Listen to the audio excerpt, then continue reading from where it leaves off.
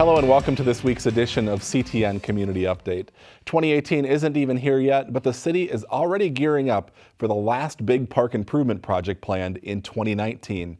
On Monday, an open house will take place from 6:30 to 8 p.m. in the City Council chambers to discuss renovation plans for Lyons Coon Creek Park. The public is invited to check out the latest designs and give their input before the final approvals for the project are given.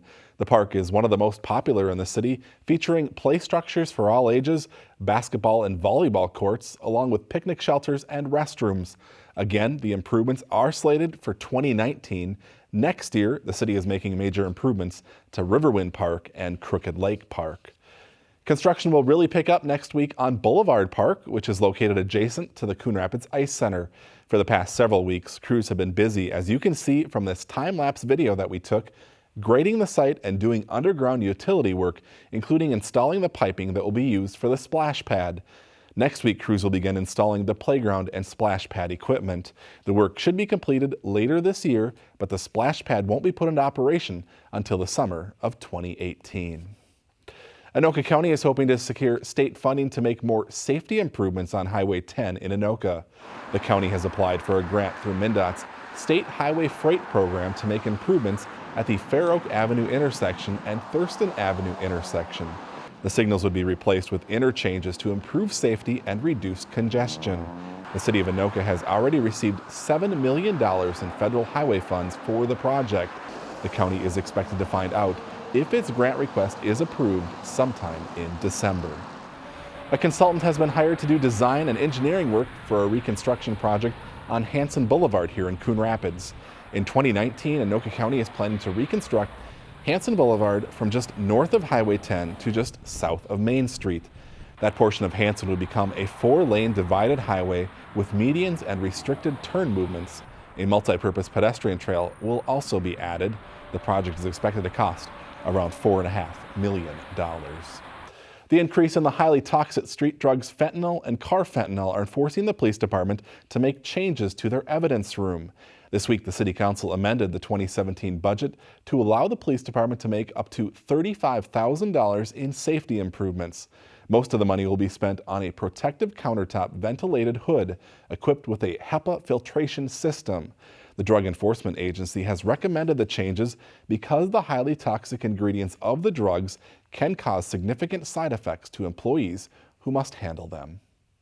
Next week is Fire Prevention Week, and that means all 3 fire stations in Coon Rapids will be opening their doors to the public. The annual open house event will take place Saturday, October 14th from 10 a.m. to noon. In addition to tours and refreshments, Fire Station 1 will have a vehicle rollover simulator. Station 2 will feature a cooking fire demonstration, and Station 3 will have a canine demonstration. The Anoka Technical College is celebrating a golden milestone this year, one that almost didn't happen. On Thursday night, the school marked its 50th anniversary by opening its doors to the public to give them a glimpse at the programs offered and demonstrations in various technical trades. But back in 2000, the Minskew system wanted to close the school and move some of the programs across the river to the Hennepin Technical College. However, Governor Ventura and the legislature stepped up to fund the needed repairs to the facility to keep its doors open. The community really got up, joined hands, and met with legislators and the powers that be to make sure that this wouldn't go away. And today when I walk the halls and see the results of the $12.5 million we got to save the college, it really is showing, and the college looks fantastic. I am really impressed. Just 2 years after the college was saved, the secondary technical education program opened on campus. The facility houses various high school academic courses, as well as career and technical education programs. Well, here's a sign the times are changing. Next year, the Anoka Hennepin School District will offer a class on drones. The course will teach high schoolers how to build, program, and fly the aircraft, and will be offered at the STEP School in Anoka. Educators say there's a high career demand for people who can fly drones. Students can sign up for the class starting in January, which is when they start making their course selections for the 2018-2019 school year. A Coon Rapids service organization going strong since 1965 put on its biggest fundraiser of the year this week. On Thursday night, around 250 people turned out at Bunker Hills for Sampler 17, an annual event featuring wine and food tasting, games, live music, and both silent and live auctions. All the money raised supports local youth and many other people in the community.